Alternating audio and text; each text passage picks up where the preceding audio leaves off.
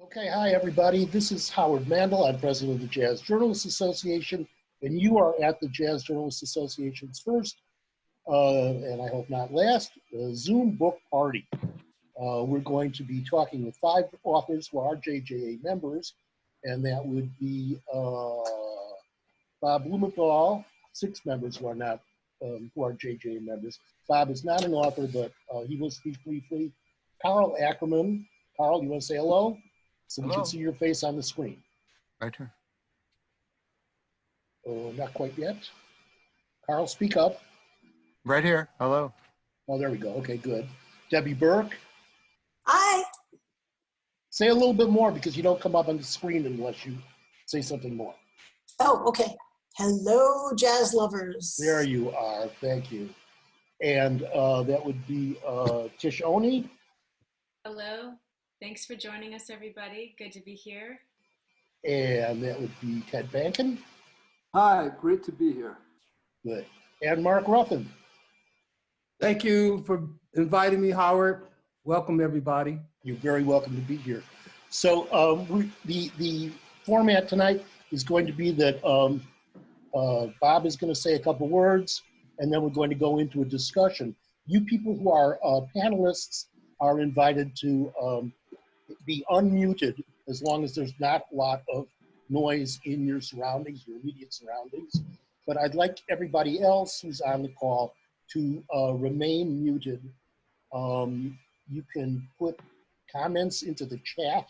You can ask questions in the chat, and we will get to those questions after 1 hour of discussion.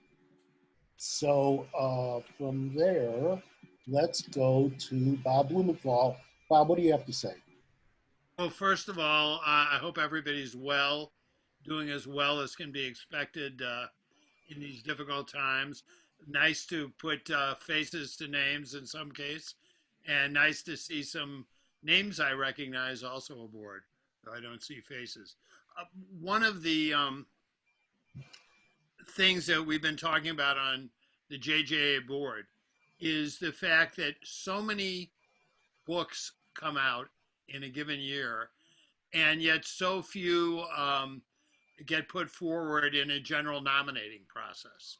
So we thought we would try something different this year.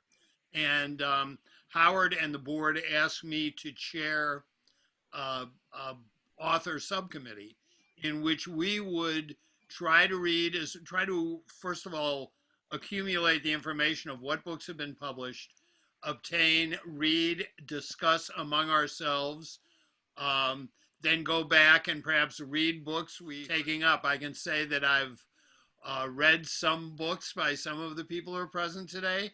I've heard presentations on some and intend to read them. I have not had the opportunity to read them all, but I think that's the state we're in. It's been an amazing year for the publication of jazz and jazz-related books.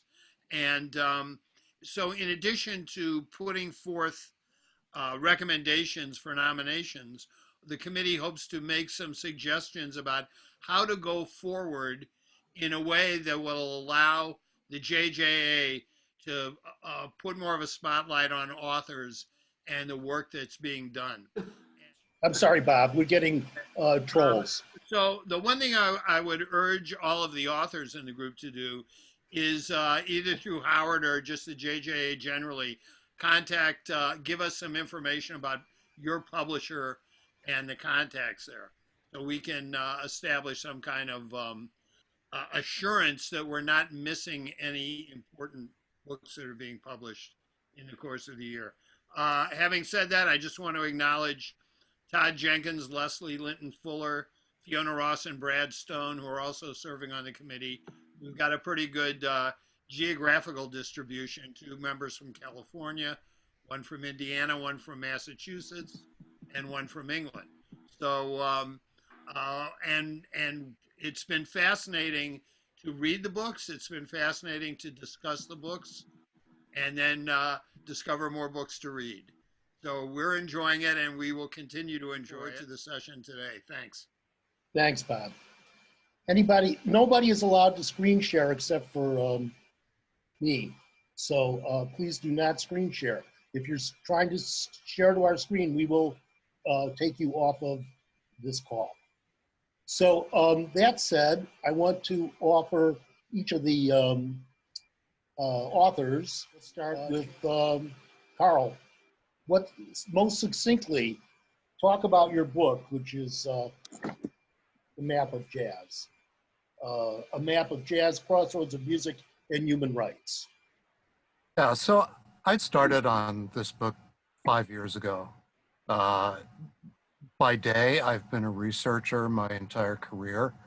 And as I researched for this book and started writing it, it changed from my original goal to a jazz history book in the world. And it traces the root of the art form from ancient West Africa through the transatlantic slave trade into New Orleans.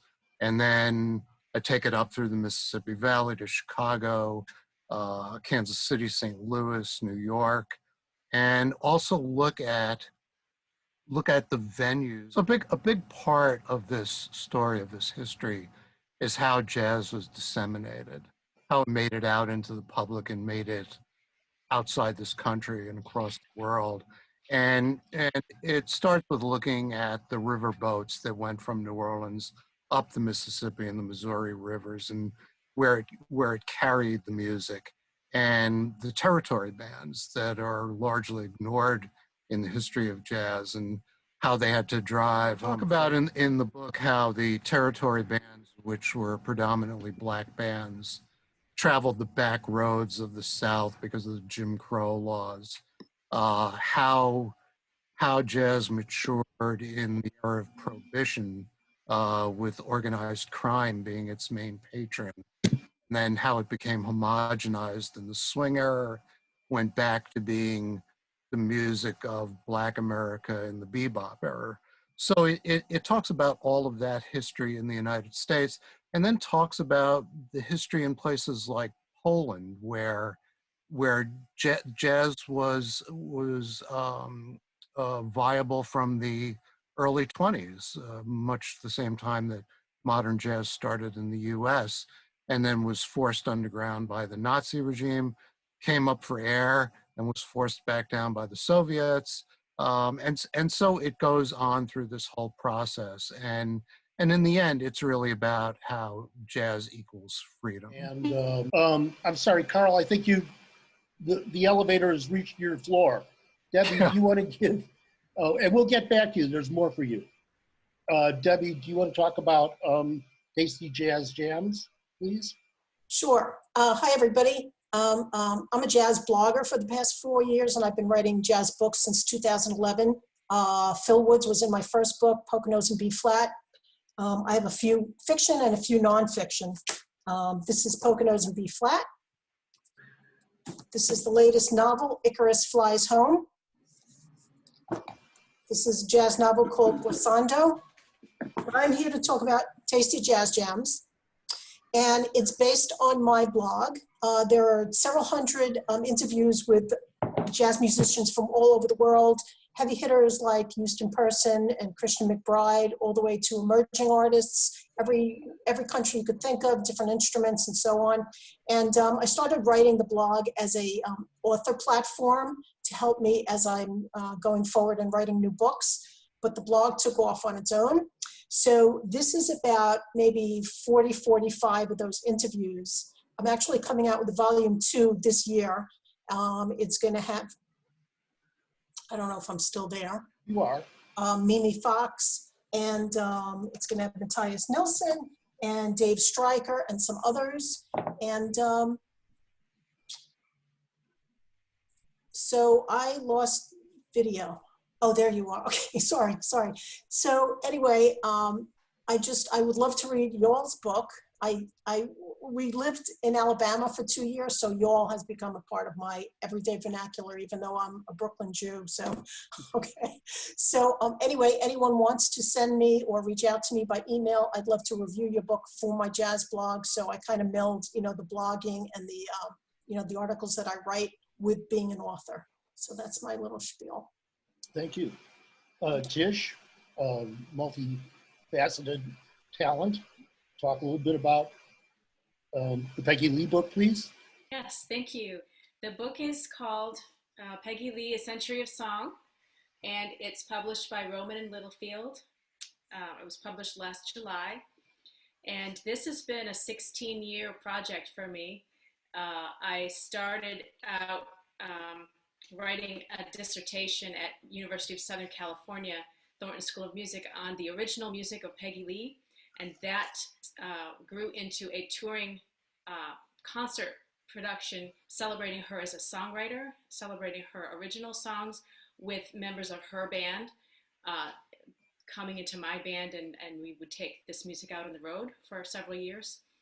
And so the book really stars not Peggy Lee as its protagonist, but it's really Peggy Lee's musical development and artistic development and her contributions to film music and popular music and jazz and blues, and her work in films as an actress and a voiceover artist, and basically what she leaves us in a legacy for popular singing and especially for jazz singing.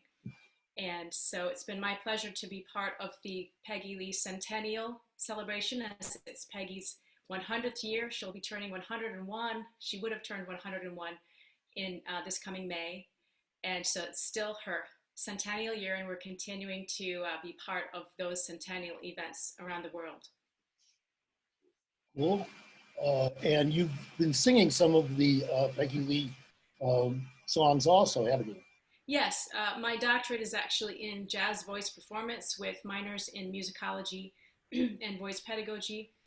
And so I've been a singer all my life and have been singing jazz music predominantly. And so my touring Peggy Lee show was celebrating her original music, and I've performed and recorded a number of her songs. I did a Dear Peg album, which have 14 songs that she wrote, and my most recent album also has 3 additional songs that she co-wrote with John Chiodini, who also tours with me. And those 3 songs were premiered on that 2019 album, my album, The Best Part. Thank you. Ted, your Life in E Flat that Debbie referred to before, the autobiography of Phil Woods. Yes, this is it. Life in E Flat, the autobiography of Phil Woods. I don't want to hide my face, and I'll put it down, but maybe I'll lift it later. This is pretty much what it says, but it's Phil. First of all, I'm a working jazz journalist. I write extensively for the various jazz trades, Downbeat, Jazz Times, Jazz Is, liner notes, the whole 9, so to speak. I met Phil Woods when Downbeat asked me to write a feature piece, a cover piece about him in 2007. And we met, and he liked the piece. And a couple of years later, he asked me to help him put together a massive material, a manuscript that he'd put together from columns he'd written for I can't remember the name of the newsletter in the Poconos, in the Delaware Water Gap area. The Note. And, excuse me? I'm sorry. I think it was The Note from East Stroudsburg University. Right. Maybe that's it. In any event, I guess I should know that, but in any event, hi Dan. In any event, I agreed to do it, of course, and we did about 7 or 8 interviews to supplement and augment and interpolate into the text, and many edits later. I came up with the final draft. This was after Phil passed away in 2015. And the result is what we have. So I can't really claim credit as the writer, but I did extensive editing and shaping and formatting. There's an introduction by me. Bill Charlap and Brian Lynch have both contributed essays. Life in E Flat, the autobiography of Phil Woods, is published by Cymbal Press, Cymbal as in the ride cymbal. And Gary Steger, my publisher, is on this call as well. And that's pretty much straightforwardly what I have to say about it for this short elevator ride. We'll get back to you and let you go further with the elevator. Mark, your 3 stories, Bebop Fairy Tales. My book is Bebop Fairy Tales, an historical fiction trilogy on jazz, intolerance, and baseball. Like Tish, it's been over a decade and a half, 17 years. It's actually an outgrowth of my love for screenwriting. I fell in love with screenwriting in the 90s. I was lucky enough to place in Sundance in 2003. And all I wrote about was historical fiction. My first screenplay was Fats Waller being kidnapped by Al Capone. And, you know, I wasn't getting a lot of places. Terrence Blanchard gave me some help, but I was frustrated because historical fiction was all I could write, and it's a very pricey thing to do in Hollywood. And I was at a party and someone said, you know, it was Brokeback Mountain was the hit film. And they said, you know, that comes from a book of short stories. And that was the light. I wrote 7 screenplays. I wrote 4 screenplays in 7 years, but it took me 17 years to write this book. The book is 3 stories, as the title suggests, each written titled after a famous jazz song, the Saturday Night Fish Fry, also Round Midnight with the Ku Klux Klan, and the Sidewinder. The first story, and as I said, it's historical fiction. The first story, Saturday Night Fish Fry, is about 2 Chicagoans, famous Chicagoans, Bob Fosse from the north side of Chicago, white guy, black guy, Gene Ammons from the south side of Chicago. And like I said, historical fiction. So Bob Fosse in the late 40s was in the Navy. He was in the Special Forces. Joe Papp, the famous producer director, was his station chief. He of course, came from Chicago. Gene Ammons, his father was a very famous jazz star, Albert Ammons, and he was in the Billy Eckstine band. And it's all the facts. So like I said, the facts are real. And then I created a narrative around all 3 of the stories. And that story is about them having a wild night in New Orleans after Jug was stranded, after Mr. B left him in New Orleans. So very fun ride. People have told me about 2 parties that these 2 guys from Chicago go to. My second story, Round Midnight with the Ku Klux Klan, is about a white guy in his mid-30s, unsure about his sexuality his whole life, kind of effeminate, was brutalized and by his sadistic father and teased by his friends when he was a kid. And through a fluke, he became a baseball hero, got a job, went to New York City, saw Thelonious Monk, and it changed his life. And that's pretty much the gist of that. I mean, there's a lot more to it. And the third story is about, again, a white kid from one side of Philadelphia, a black kid from another side of Philadelphia, and the year 1964. In fact, if you see the movie One Night in Miami, a lot of facts in that movie are in my story. Essentially, it's a coming of age story with these 2 folks, these 2 kids, and how the events between John Kennedy dying and Malcolm X dying between 63 and 65, the Phillies, who had the Philadelphia Phillies baseball team had a huge breakdown in 64, won the world championship in 80, and the history of Lee Morgan's Sidewinder, an incredible history with that song. And I took all those facts and created a coming of age story.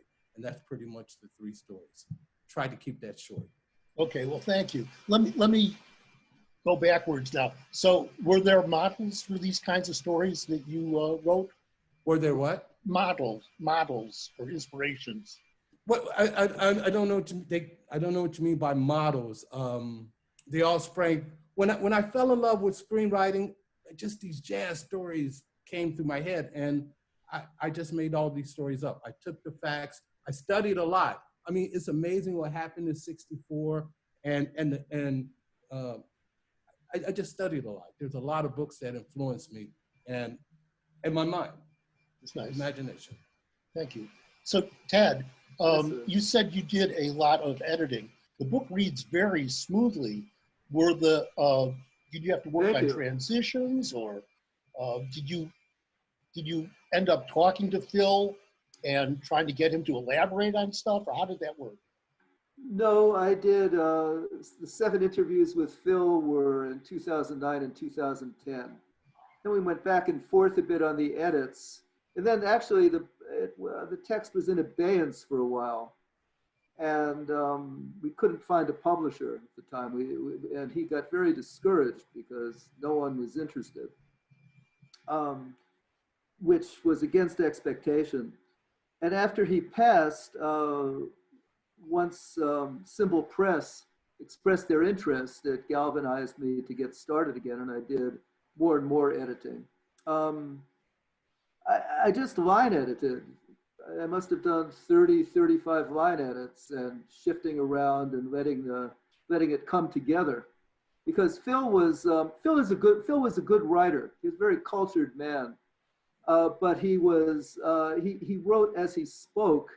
And he had a lot of pet licks that he was in love with, and it was hard to, there were things, so in some ways it was easier to streamline once I didn't have to put them by him for a while.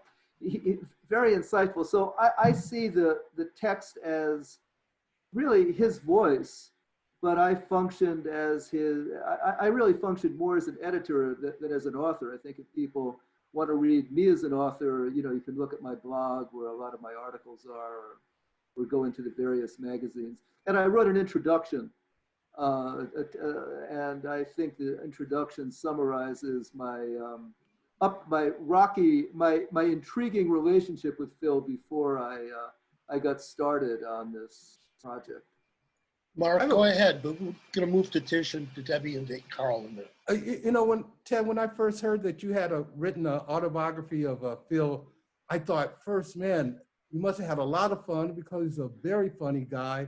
Yeah. And also he's a very deep guy too.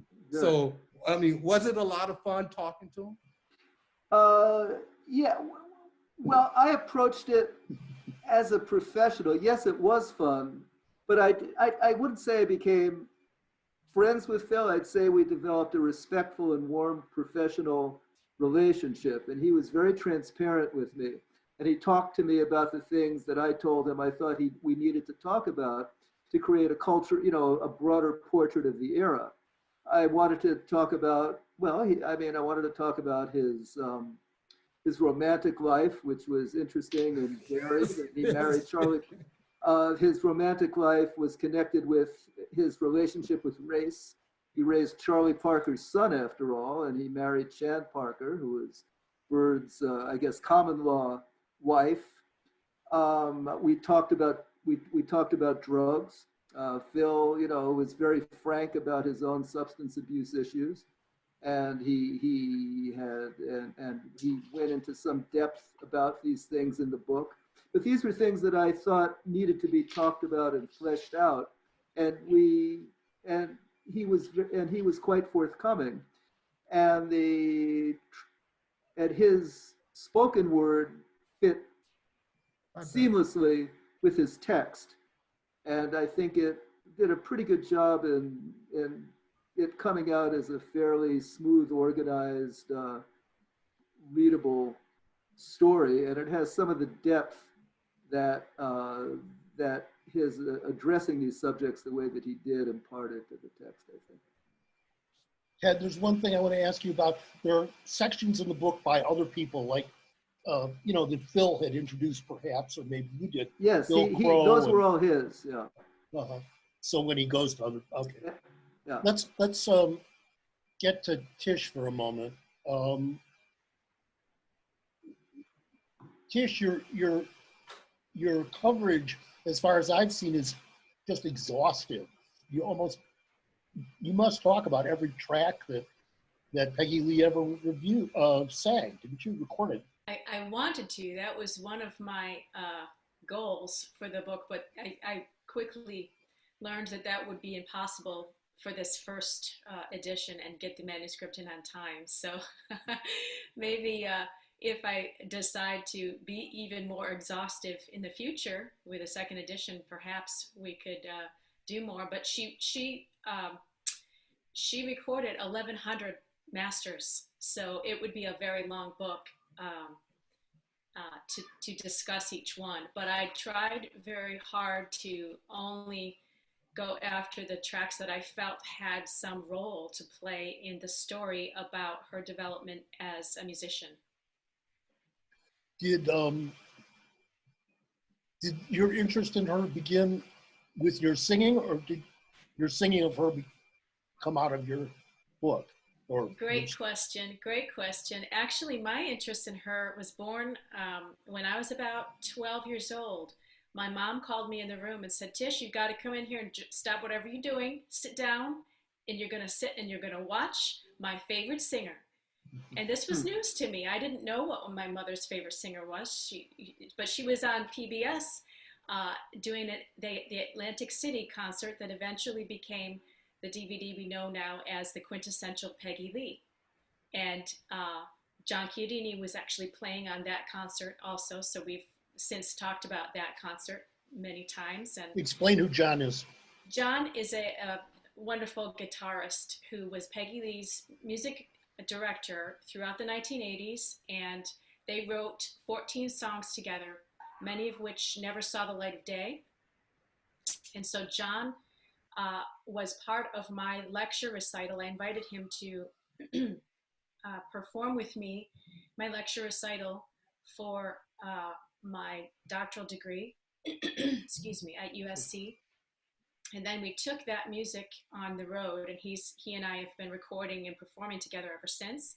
So we have a wonderful professional musician to musician relationship with each other. But he also wrote the foreword to this book, as you can see on the cover, foreword by John Chiodini. And so he knew Peggy Lee very, very well, and worked with her, wrote with her, directed her, and spent Christmases with the family and so forth. So he had plenty of information that he shared with the audience when we would perform together and tell stories. And he's a wonderful storyteller and a masterful guitarist. Okay. You made the decision that it would not be a biography, but it would be a musical biography. Right. Yeah. And so I made no bones about the fact that there are already a couple of biographies out on Peggy Lee's life, and I didn't want to just write the third biography. I wanted to contribute something unique. And as a musician myself, and as a singer, and as a female singer and band leader and songwriter and band director, an arranger, I really wanted to bring that element of my experience into the perspective on which I shone some light on Peggy Lee's legacy. And so I've been thanked a number of times by several musicians who feel that it was high time a musician wrote the story about this musician. So it's really a musical journey. I'll get to you, Debbie, in just a moment, but I want to ask Ted something that's relevant to this. Ted, since you don't play an instrument as far as I know, no. Did you feel like, and you were enabling this autobiography to exist, did you feel like there was room for more writing about the technical elements of the music, or did you think that Phil did a pretty good job on that? Well, again, this is Phil's text. Everything in this manuscript either comes from Phil's pen or computer or voice. So I think there are areas where he talks pretty substantively about what his musical contributions were, particularly when he discusses his involvement in the New York studio scene in the late, around 1957 till he moved to France in 1968. He was first alto saxophonist. It's quite clear. It's quite interesting. You have other people to talk to. I can go into that more depth later. But basically, he described himself as a new type of musician. Arrangers were writing music that incorporated bebop, more advanced harmonic stuff, just more complex stuff. And he was able to, as he put it, read fly-s. I don't want to use profanity on this. And but then he could also turn around and be a lead soloist. So Dizzy Gillespie had him in his big bands. Quincy Jones used him on all his projects. He was lead alto in Thelonious Monk's big band projects. Oliver Nelson used him as a first call, and countless studio dates and jingles and all this stuff, which was part and parcel of how New York musicians made their living in the 50s and 60s. Yeah, it's really interesting to get the background on that. Bless you. And the only, I mean, well, not the only, but one of the other books that occurred to me that the JJA members have produced that was along these lines was the Randy Weston biography that Willard Jenkins arranged. Is how he put it. So. Yes, that and Jimmy Heath, Benny Golson, all have. But Willard, the one that Willard did with Randy Weston is really a superb thing. And yeah, but this was undertaken before those books came out. This started in 2009. So in any event, let's get to the other folks. Thank you. Debbie, your blog, when did you start doing your blog? 2016. And I really had to, reach out assertively to people that I wanted to cover, mostly in the, Northeast US scene to start, since I'm originally from New York. But in time, it got such good play that I'm getting, I get requests every, daily to cover somebody, whether from PR agents, promotion, people, or the artists themselves who have read about maybe a bandmate or someone that they played with. So, and it just keeps, it's all, it's all a labor of love. I provide links and everything, and I don't charge for this as promotion. I look at it as building a body of work, A body of your work? A body of my work that also helps, in turn, helps, the musicians. I just want to say one thing to Ted, since I guess we could be a little interactive, is that— Sure, please. Well, this is a funny story, and I'm not going to even tell you the whole thing of it because I shouldn't, but Poconos and B flat, Phil is in here. And I lived in the Poconos for 21 years, Northeast PA, and I went to his home to interview him. So yes, he is quite the character, very colorful, and had some great stories, some of which I was able to repeat in this book, and some of which I did not. But that was fun. Well, what I wanted to ask you, there's so many people in Tasty Jazz Jams who I've never heard of at all. And I wondered, these were people who you had heard? I mean, a lot of them are Europeans or from further places. Yeah. How did you make these selections? Most of them reached, like I said, in time, in short order, I guess, they started reaching out to me. And I wanted to get a diversity, geographic diversity, obviously racial, obviously, gender, and diversity of instruments also. Like I have some guy, Bob Watt, who plays French horn jazz. And so I like, there's a harpist on my blog. So, as well, non-traditional instrumentalists. So some of them are emerging.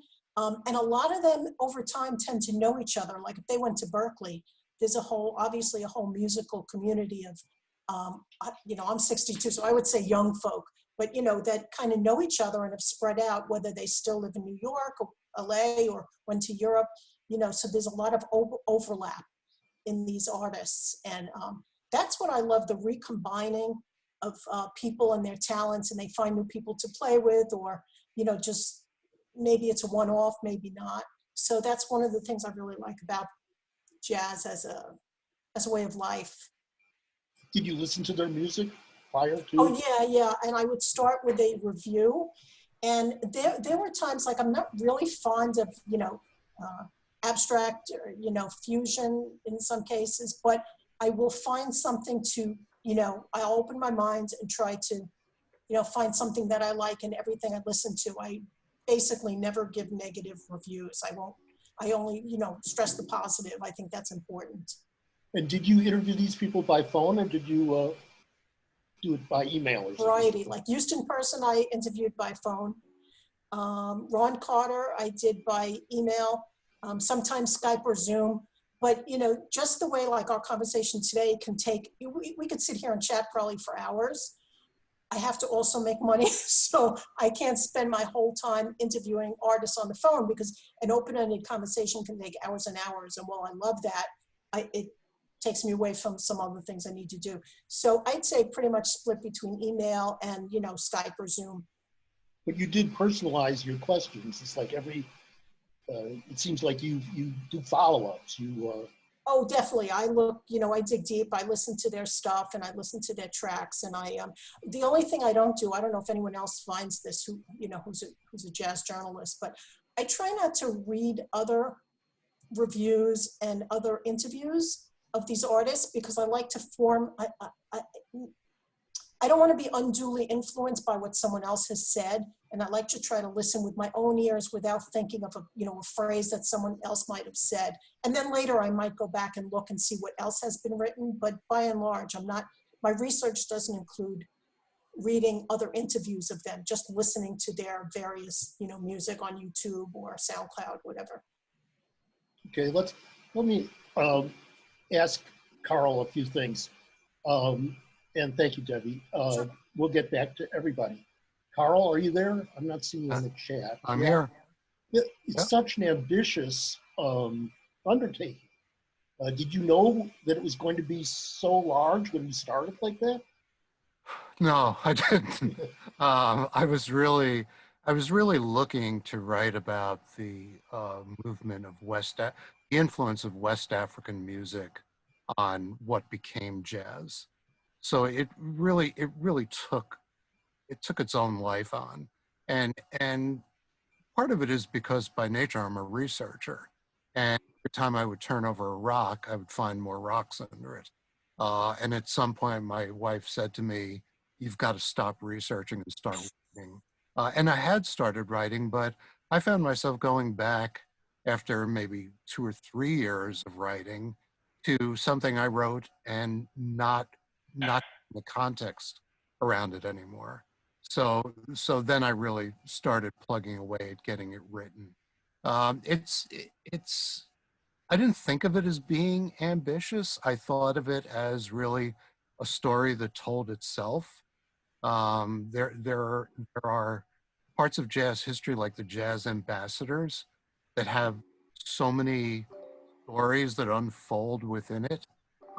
Stories about Armstrong and Gillespie in particular, who were viewed by the State Department as emblematic of a country where everything was idyllic, while the Soviet Union was showing films of hangings in the South. And they were also thought of as somewhat being Uncle Tom's Black community, which really hurt both of them, and in fact wasn't true. Armstrong picked his fights. Gillespie was much more vocal than people knew about, because in the age before the internet, we didn't hear about these things. So it just, the story just kept unfolding. One thing led to another. The Jazz Ambassadors led to a section about Willis Conover and his program on Voice of America, and how he was the most famous man in jazz and nobody knew who he was. Nobody had ever seen his face.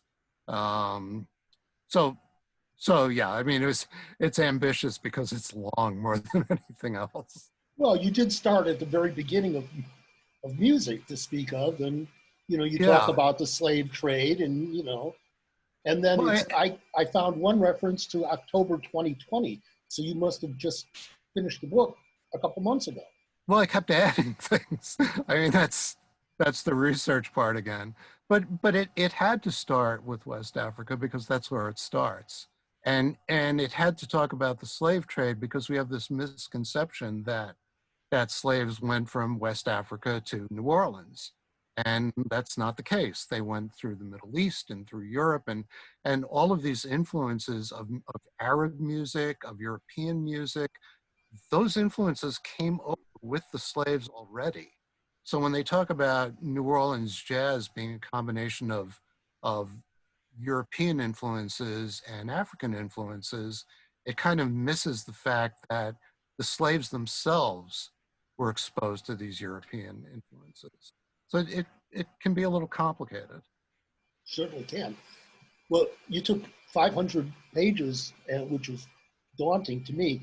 But the other thing is that some of the, like you talk about clubs all over the world, and I assume you've been to some of those clubs that are in Europe or, yeah.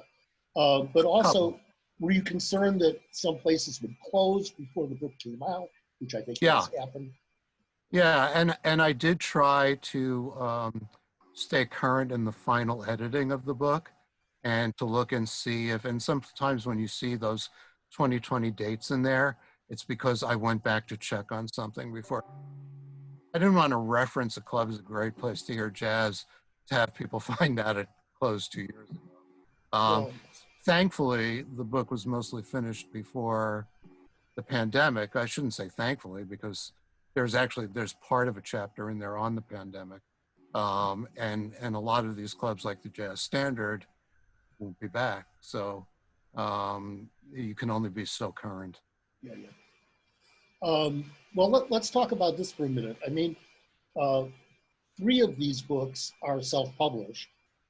And I think that that's a whole issue in itself that really could, it would serve some authors, some JJA members and other authors to know a little bit more about that process. So even the ones that are not self-published, like Ted's and Tish's, I'll ask you about the process of connecting with those publishers. But while I've got you on the screen, Karl, what did you go through with that? So there are 2 things. One is that it took me 5 years to do this. And after hearing that, I think it was Mark's book took 17 years. So I don't feel so bad with 5 years. But it was a long time. And I'd worked in publishing for Random House and Scholastic. And when I was with MTV, I worked on their publishing wing, which published some magazines. And I knew from people in the publishing industry that getting an unsolicited manuscript published was like pulling teeth. And, you know, in one interview I did with Frank Lacey, he said, what of course everybody here knows, you don't go into this business to make money. And I just thought, do I want to publish this or do I want to wait another 2 years to see if anybody picks it up? And I wasn't a known quantity. I've been writing for All About Jazz for 10 years and I've been published in other places, but as a book author, I was not a known quantity. And I just thought the odds were against that being successful. So I just went ahead and published it through Amazon. Are you concerned about recouping your investment? You know, the time is an investment that you never get back. And I really enjoyed working on it. I started working on the next book before I was even finished with that one. I liked doing it. When I was in the corporate world, I was the guy everybody brought their reports to and said, please fix this. So I actually like doing it. So no, I've never been looking to make money on it. Debbie, you mentioned that, you know, you're financially concerned and you seem to compartmentalize your time so that you can work on books and you can write your fiction and you've got other things going on. And this is what, your 5th book, your 4th book? That you've also published them all? I self-published 3 of them. The first one was a pay-to-play with the Vanity Press. That was just to get it out. And that was Poconos and B flat, which did pretty well. The second was with a small publisher, but subsequent, I've just been self-publishing. In fact, I founded my own publishing firm. I'd love to talk to Karl some more about the publishing industry. I do editing, and I coach authors for self-publishing, because I think that nowadays there's no stigma, there's no sting to, you know, going with an indie press, even, you know, self-publish under your own name.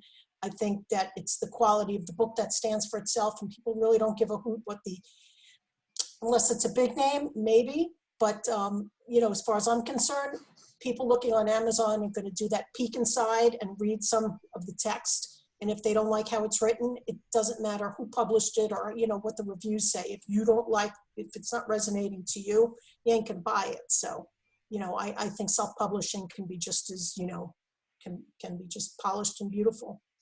When you said that the Poconos book did pretty well, what is the measure of that? For me, as a hobbyist, a couple of 100 books, I was happy with that. Very niche-y, very niche-y. So. And what does it take to really self-publish? Did you do it through Amazon also? Yeah, it's. I think when you first find out about it, it's astounding, because it's totally free. You have to pay. I believe that one should have an editor, whether it's me or not. You know what I'm saying? You need somebody else to look at your words. You need a nice cover design. This was a local artist, by the way, in the Poconos, and he's made it, and he's got a good scene going. Kason Reeves, who's now out of the New Jersey area, and he kind of did this as a commission. This is Maxine Sullivan. She's actually not in the book, but I said I have my heart set on her because I love her music so much. And I figure, you know, I might still write a biography of her. I'm trying to find her, you know, her family members and stuff. But anyway, what were we asking? You were asking about self-publishing. Yeah, I think that it's, you know, it's something everyone can do if you look into it, unless you have the patience to pitch it. And you're talking 18 months to, you know, more than a year and a half out. If you're going to pitch it, it's going to be picked up by a publisher ultimately, you know. Debbie, could I just say something about the cover design? Yes.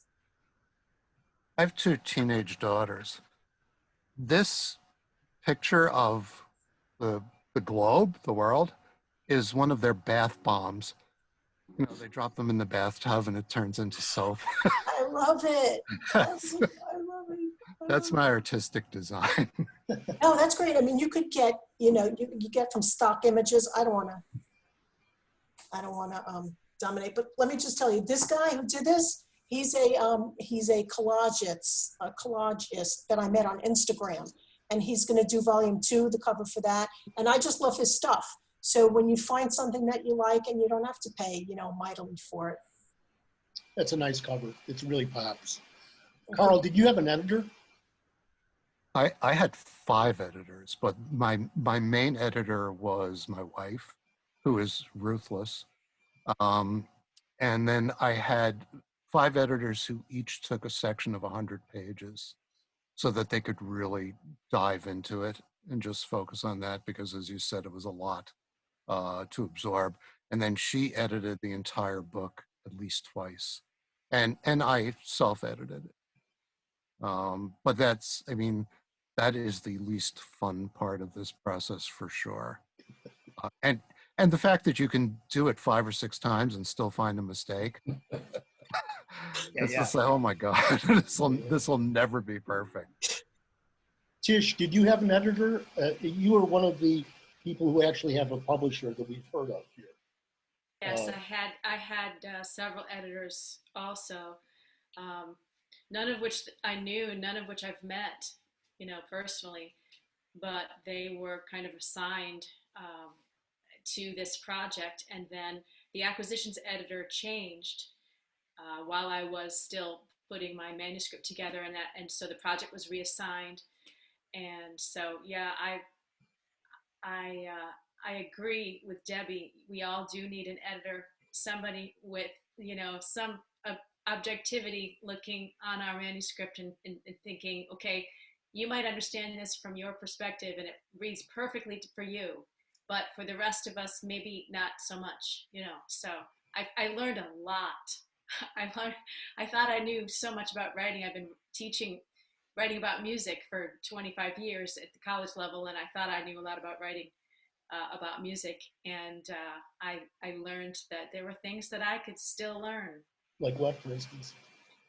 Oh, just like how to use a semicolon, you know, in a list, when you normally would use commas, when to use a semicolon when commas are no longer appropriate.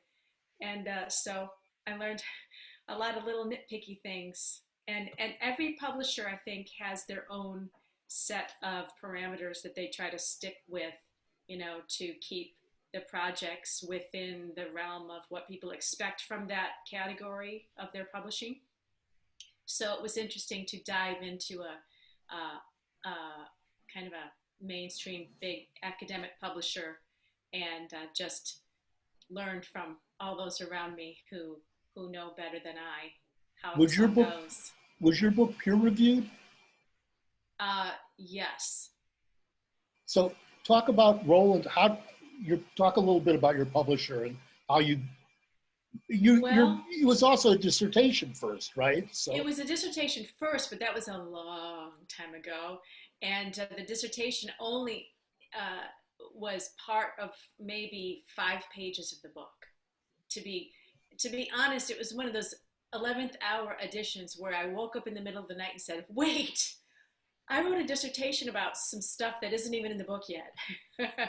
You know, at the very end, because it wasn't part of my process. I was going moment by moment through Peggy's career and sessions and films and things.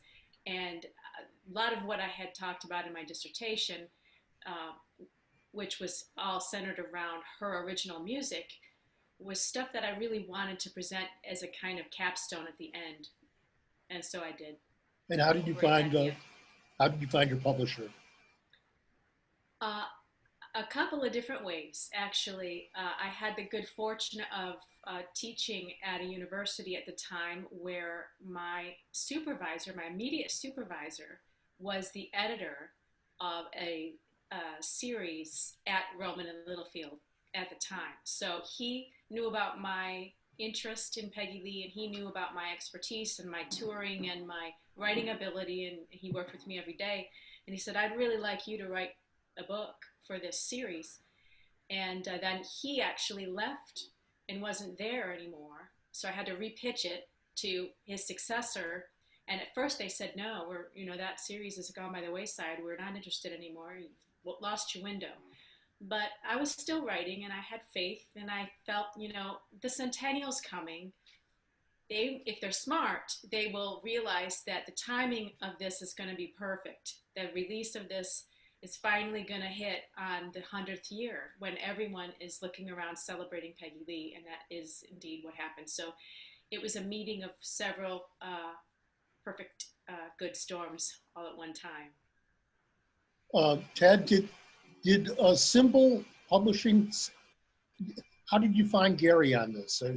Your book and John Gordon's are the first ones that they put out. Right? Mutual friends. And he offered to do it. I don't want to speak for Gary, but he is a musician. He's a jazz lover and friends with many jazz musicians. And so I think they've primarily done educational publishing and done quite well with that. Very niche. So, but you should speak to Gary. Yeah, Gary, I'll bring Gary on in a moment. I'll bring him on in a moment. Yeah, but I had initially hoped to get this with a mainstream press. There are a number of university presses over the last 10, 15 years that have specialized in jazz biographies. I think Temple might have done Jimmy Heath's book. University of California has a series. None of them wanted it. I don't think they felt like they could slot it. I think some of them might have wanted something that fell under Black Studies, and this wasn't it. And I'm not the best at self-promotion. I'm just not that, for whatever reason. So I just didn't want to go through beating my head against the wall with what I call civilians. And and as Debbie has said, I had to make a living. I mean, I didn't have a corporate job. I'm a freelance journalist. I do editorial work. I have a whole mosaic of things that incorporate that I do to make a living. So once once Gary expressed interest, I was ecstatic. I thought, great, this book will get a home it deserves with a very intelligent and reputable publisher who knows something about jazz. And Sylvia Martinez, who's Gary's partner, did an extremely thorough line edit at the end once the book was put into galleys. But I didn't use another editor. But I did something like, as I said, 20, 25, 30 line edits of the whole manuscript before I submitted the final copy. Mark, what was your experience? Howard, actually, I thought I could get a publisher. I thought that my status at SiriusXM, talking to 1 million people every day, I was pretty cocky. I talked to every jazz festival. I had a tour lined up, and I thought I could just, convince a publisher to take it on the strength of all that. But as it happens, my son is graduated from Harvard Business School, and he got a job at CAA, the Creative Arts Agency. He's in sports business marketing. And just at the time he was getting that job, I said, hey, maybe my kid can help me get an agent. And it got to his professor, his Harvard Business School professor, who flew to New York to sit down with me to convince me to self-publish. At first he thought I could, he was gonna help me. But when I told him I had a tour, he said, the first thing they're gonna ask you is, can you help them with a tour? And then the next thing they're gonna ask you is, can you get some broadcasts and some, and then he put it was like a movie in many ways, like a college professor. He pulled out his computer and he showed me things at Amazon, these tools that they have, and these classes that they have. And I think I heard Debbie say, and it's free. I mean,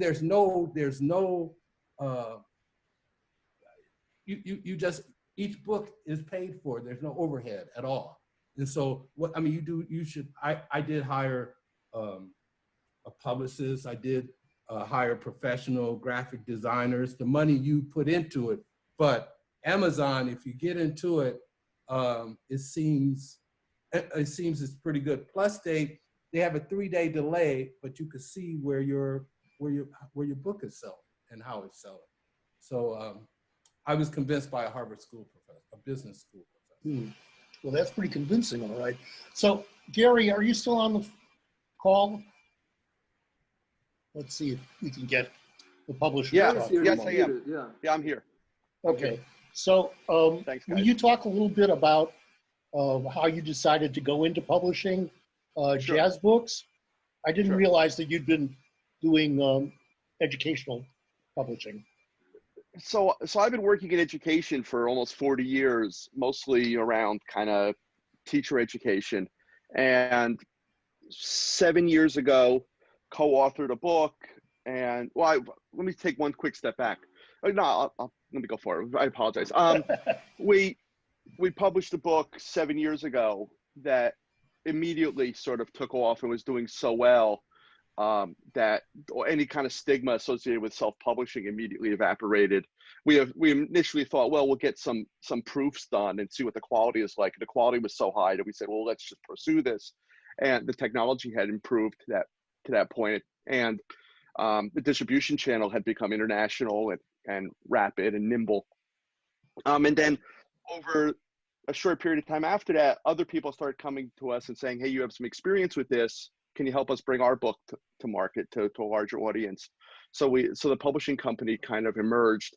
And our flagship book has now been in about 8 languages, just got published in Kurdish, which I didn't know was a language. It's kind of the reverse Borat.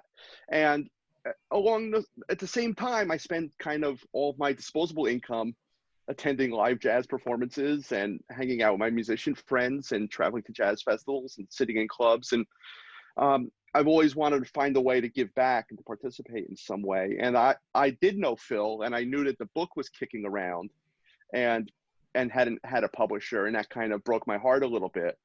And I thought, well, if I can get his wife's, permission and secure the rights to it, we could probably turn this into something. And that's how we kind of brought Ted back into the fold. And I said, I want you to finish it by adding the foreword that goes from his last performance to his death. And then we got a couple of the other essays and dealt with art and layout. And, as Ted was talking about 25 or 30 edits, there was at least the number of those that went forward, including a month or two where every morning I was awakened by Bill Charlap saying, "I'm not waking you, am I?" Followed by, "On page 57, you got this terribly wrong." That's Bill. Yeah. He was indispensable in that regard. So there was and then there was like some whoppers that I found at the 11th hour. Like there were a whole bunch of excerpts that Phil attributed to one jazz journalist that by accident I realized were actually written by a completely different living jazz journalist. And that only came when I spent $200 on eBay to buy the mosaic set of, it was just like that kind of stuff. So the editing process is never done. And I'm proud that the book exists, and we got some really nice advanced press on it. And I'm just trying to figure out how to help the world know about jazz books. What was that flagship book you were talking about? What was that book? Our book is called Invent to Learn, Making Tinkering and Engineering in the Classroom.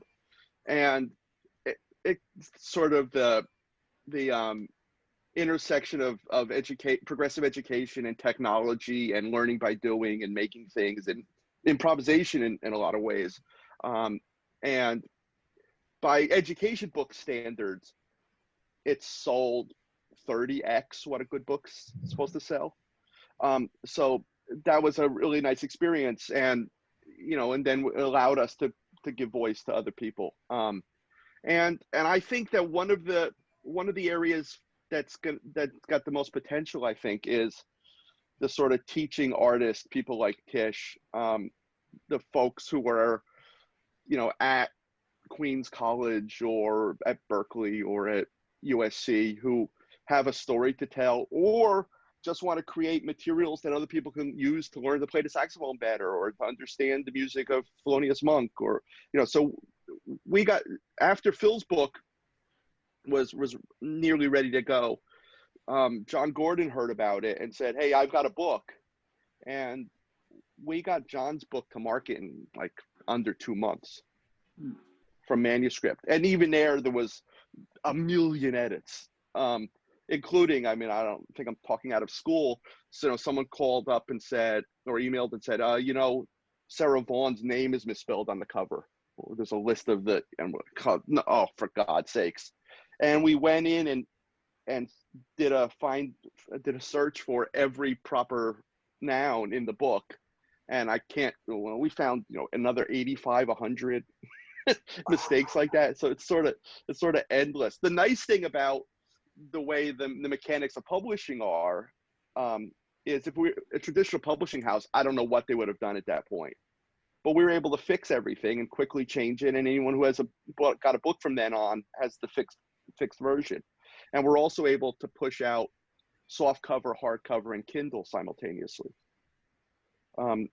Which that's an interesting discussion in and of itself, because a lot of the sales are kind of counterintuitive in that regard.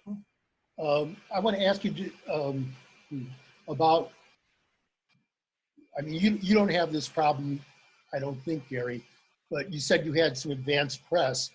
For the self-published books, are they going to suffer by not getting reviewed? Are you asking me?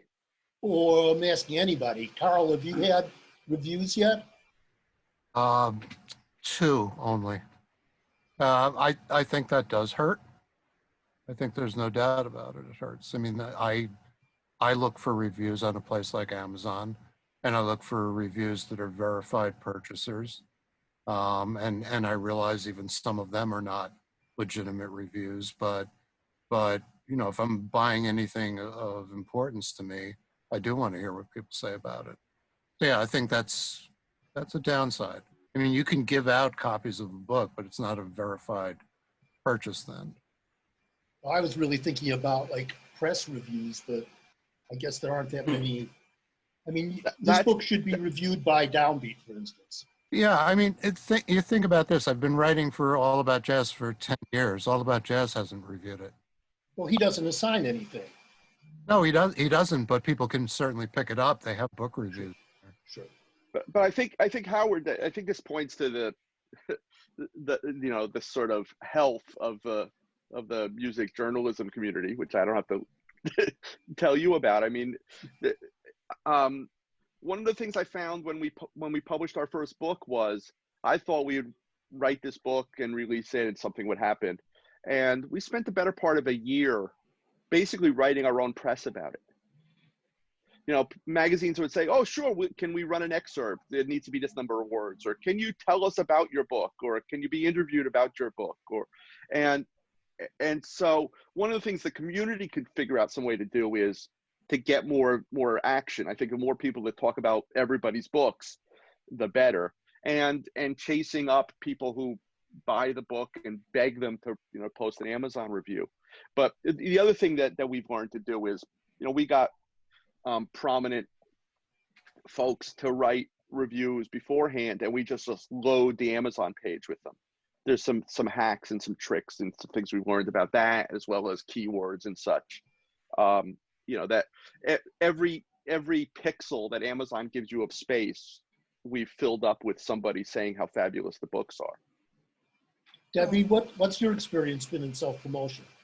Yeah, I'll piggyback on what Gary just said, because they give you a few fields that are free as the author on your profile to stuff in with reviews that people, you know, want to do the least amount of work possible. Maybe they'll read your book, but to go on to Amazon and post it, maybe they won't. So even if they send you an email, you know, something offhand or a couple of lines, yeah, you're going to stuff those fields, you know, with as much feedback as you can. You know, you can pay for reviews. I mean, I don't know what people think about Kirkus. I have my own personal view of Kirkus. I mean, let's put it this way. They're very expensive to begin with. And sometimes much of their reviews, you know, it could be a $400, $500, $600, you know, deal, and you have to wait several months for it. Sometimes the bulk of it is actually just a grandiose synopsis with very little of a reaction or, you know, their opinion of it. So that becomes disillusioning, especially when you have a shoestring budget. Do you have distribution plans or promotional plans outside of Amazon? I mean, I'm sorry. No, go ahead. You know, was a time that, you know, I could go to my local Barnes & Noble, but none of that's happening now. And even, you know, the indie bookstores, if they even survive, you know, we don't know. But you know, you have to own the process as a self-published, even as a traditionally published. You know, you have to make those connections and, you know, build yourself a media list. You know, who are the small bookstores in my area, and work out from there. If I'm traveling to New Jersey, you know, what can I hit, you know, in that area, and show them, give them a copy of my book, and so on. It can be endless. So unless you really love the process, it's not for the faint of heart. Mark, did you follow through on this tour that you had set up? Or No, because COVID lockdown. But I do want to make a comment because I've been extremely lucky. I mean, I know I'm in a different situation than some folks, but my first review was in Mother Jones. I was very, very lucky to get that, and my press has been unbelievable. I know that. I mean, I've been lucky that, you know, that we're having this conversation about race, and intolerance makes it, you know, interesting. Also, I got on Major League Baseball because baseball is in it, but I wouldn't have got any of that without hiring a publicist. I hired a national publicist who got me a lot of great things in Jazz Times and in other places. And then because I'm from Chicago and I have a 25-year history, I hired a Chicago publicist. And I was on BEZ, I was in the Sun Times, you know. I don't know what Kirkus is, but when I heard Debbie said it was expensive, I mean, you can find a good jazz journalist and and I know a few jazz publicists who can get you extra. The sales don't follow through, but we didn't go for this for money, you know. But you can't. I would suggest hiring a publicist if you have the money. Tish, is Roland doing any publicity or support for promotion for you? Roman does very little for their authors, and so I too hired a publicist for myself, and it worked out really, really well. And the two of us together have been a team ever since, just adding reviews and podcast appearances and That's right. TV and internet and different things, just one at a time, reaching out one at a time, offering them a copy of the book. If they need a publisher to send it, the publisher has been sending those. You know, they've been real cooperative about that, but they have a whole lot of books that they're trying to sell all at one time, and they can't put the attention onto mine that I can. So I'm glad at the get-go I decided to support a recent fellow alum of Ithaca College, and she just graduated in 2020 with a degree in broadcast communications and publicity, and she's my publicist, and so she's raring to go every day, and it's been a blessing to feel like I'm helping that person, and she's helping me a lot.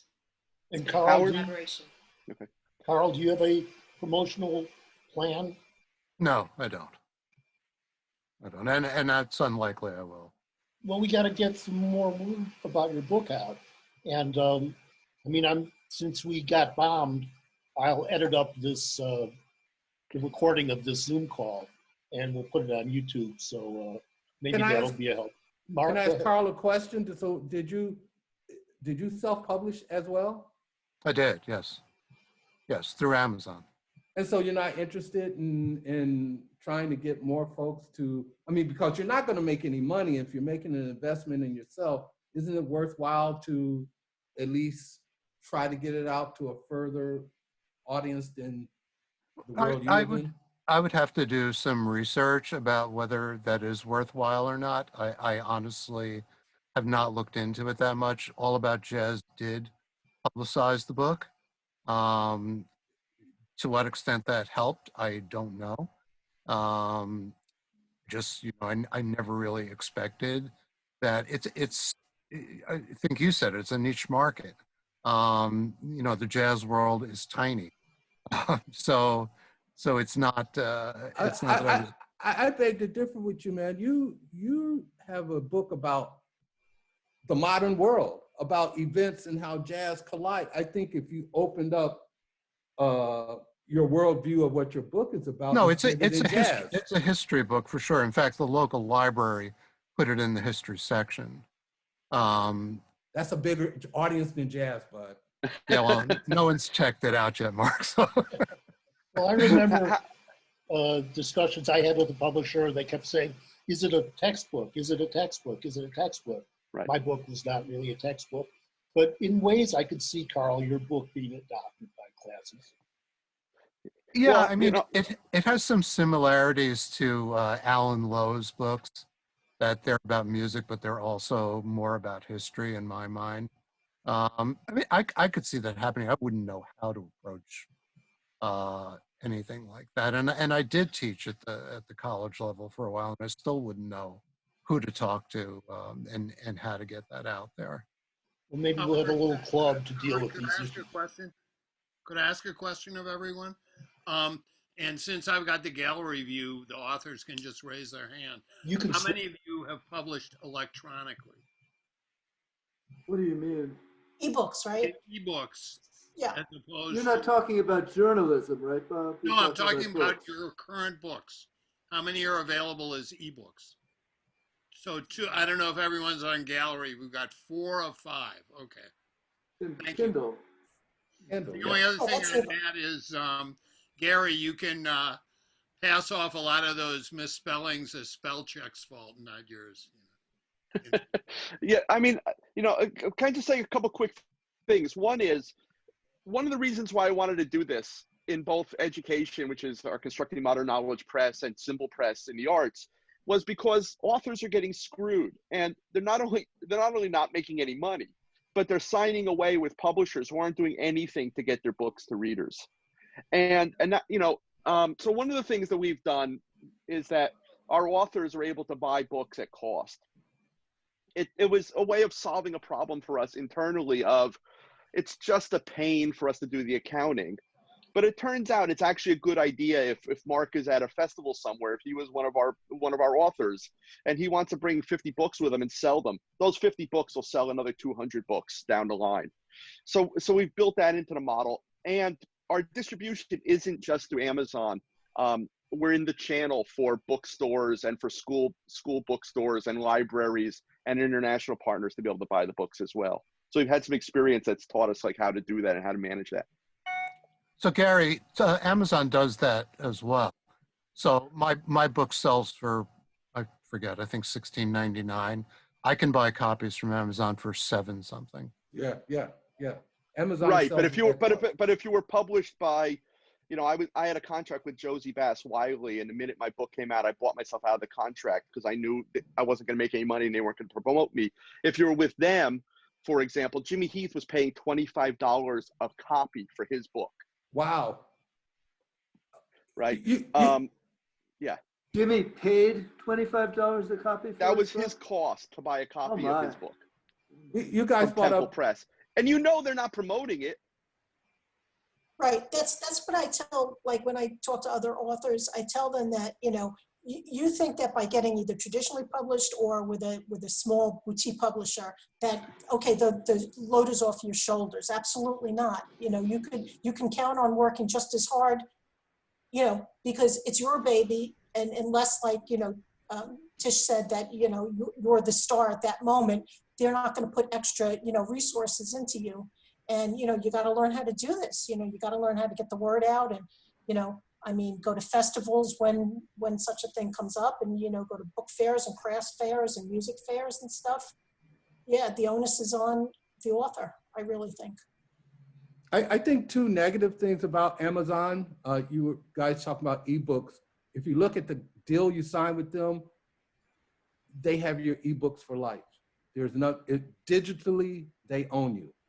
Anything digitally. I read that. And the other thing is trying to get into other bookstores. You're exclusively Amazon. I don't know how to get it into Barnes & Noble. You are Barnes & Noble. Go look on barnesandnoble.com. You'll find your book there, because I found mine there. I don't know how, but it's there. So go look on that website to see if your book is there. Don't know how that happened. Well, wait until Barnes & Noble puts your book on sale. That's a really good question. No, we know a little bit about how that happens. Amazon's willing to sell to anybody, but there's also another print-on-demand house that has the largest distribution of books in the world that we're co-published through, so that there's another set of channel that lets that happen as well. What is that called, Gary? What is that called? It's Ingram. And I think it's Lightning Source. Some of these things change their names from time to time, but it's a front end for Ingram, and Ingram is the major book distributor. So our product isn't just on Amazon servers; it's in this other place as well. And there's some advantages for international distribution. There's also advantages over if you have color in the book and stuff, or if you're dealing with art and color, that the one is cheaper than the other depending on the format. So, it's funny, when we first got started, again, I thought we'd print some books for ourselves and then pitch to a publisher. And came across my radar screen that Guy Kawasaki, the great marketing evangelist, had written a book called Ape, which was, I think, artist, publisher, entrepreneur, about how to do some of this. And we read it cover to cover, and it delayed our publication by a few months, but we did every single thing he told us to do.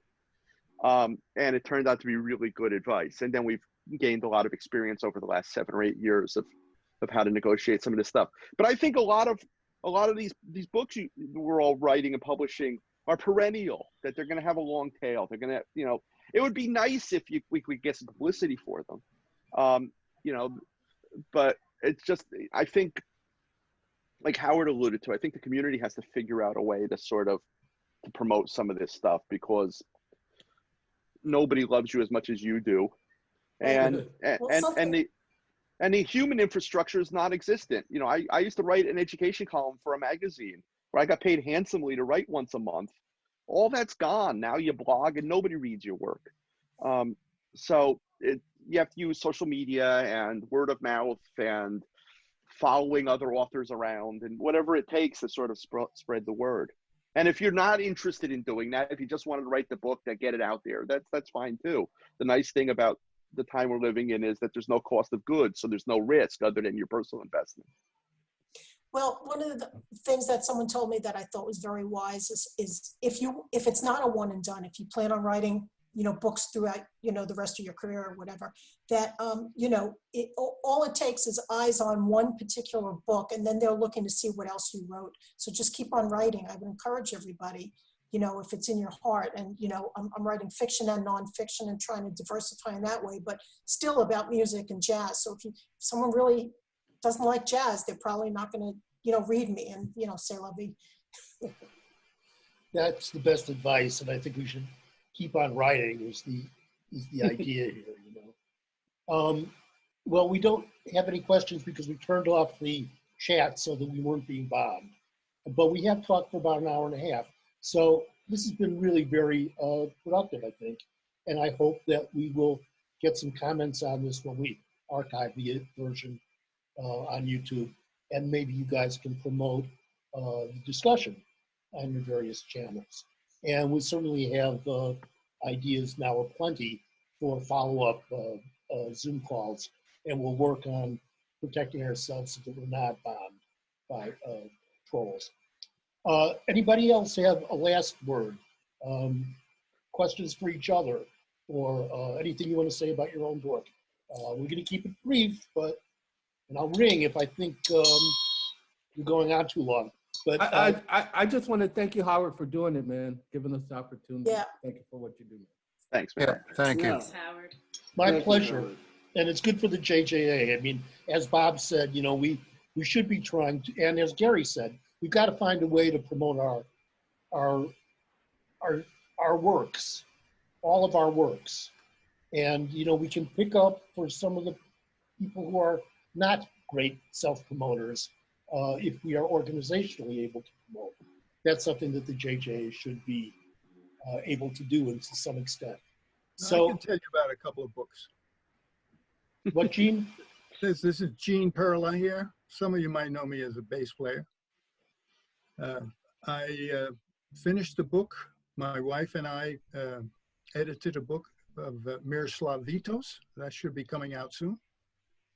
We're in the process of working on a book with Bill Goodwin, the drummer who was with Phil Woods for decades. And I started a book with Don Elias back in 1986, and I'm still working on it. So one of these days. Anyway, thank you for this. This is wonderful. I especially liked it when you got into the business side of things, how to get it done. You know, I'm talking with a printer right now who's telling me that he can do print-offs, not hardcover, but softcover books for me one at a time, as many as I want. And I think it's going to be cost effective. So we'll see how that goes. Well, that's what Amazon does. It's a book at a time. There's no overhead. It's on demand, yeah. I would Well, like I think- to, I just want to say, anybody want to send me your book, because I do write about jazz, not just artists, but also Absolutely. books. So for a review and an interview with me, I'd be happy to do it on my blog. Thank you. All of you. Thank you. Okay, I see a hand up. Thank you. there's a hand up. Mr. Wayne. Wayne. Who's it? Wayne, Is it okay? go ahead, speak. Yeah. Sorry, I'm Wayne Winborn. I'm at the Institute of Jazz Studies at Rutgers Newark. Hey, Wayne. Hey, Wayne. Hi. First, thank you, Howard, for doing this. I think it's incredibly important, and it's kind of cool for me to be on, just being able to see and talk to folks I admire so much. Mark Mark's a national treasure. Wayne, speak up a little bit, please. Blumenthal, you guys not able to hear me? Sorry, Just how's that? better. Is that better? Yeah. I actually have a microphone here. I just wanted to quickly say, there was a thing that Mark said that I hope y'all won't abandon. And it's so, most of us of a certain vintage are used to, you hire a publicist and they do this and do this. And I think for people who are selling hundreds and thousands and millions, that's true. But for all the rest of us, I think there's some extremely creative ways that you don't call them a publicist, maybe reach out to some young person and talk to them about how you expand the audience for whatever it is you're trying to do. Jesse Markowitz is a person, even if you just have a conversation. Yes.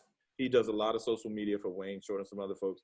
Even if he can't do it, folks of that generation will have an idea about how you can reach out to folks who are doing podcasts. I think if you sent a note, if you had someone send a note out to every jazz studies department in the country and universities, a bunch of folks are doing book talks. At Rutgers, we're doing, right now, it's things are very, very dormant. But later this spring and summer, and certainly next fall, I'm going to be doing a whole series of things. And quite honestly, I'm going to take advantage of Zoom. I don't necessarily have to fly Gene Perla in and put him up in a 5-star hotel. If I raise some money and can do that, I'll do that. But it's going to really expand the opportunities for us to have conversations with and promote people to our particular audience. So it's not, I don't think you should think of it as you building your audience per se so much, but find some interested intermediaries who have an audience. And the last thing I'll say is, particularly if your book is sort of beyond jazz, I love Mark's thing, think about it more broadly. If it's a history book, if it's a book on global movement of culture, transference of culture, there's a lot of places I think that will have an interest in that. And people are still looking for content, and the use of a digital platform allows them to do it at a much lower cost.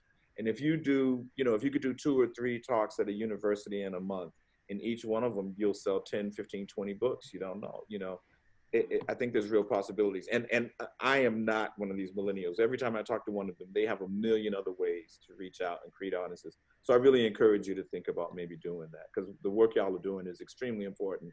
It needs to be a part of the broader conversation, and all of us need it. So thanks for letting me talk a little. Thank you. Thank you, Wayne. Thanks, Wayne. Thanks, man. Okay, I'm going to call this meeting. We've been here and we've done it. And so thank you very much for participating.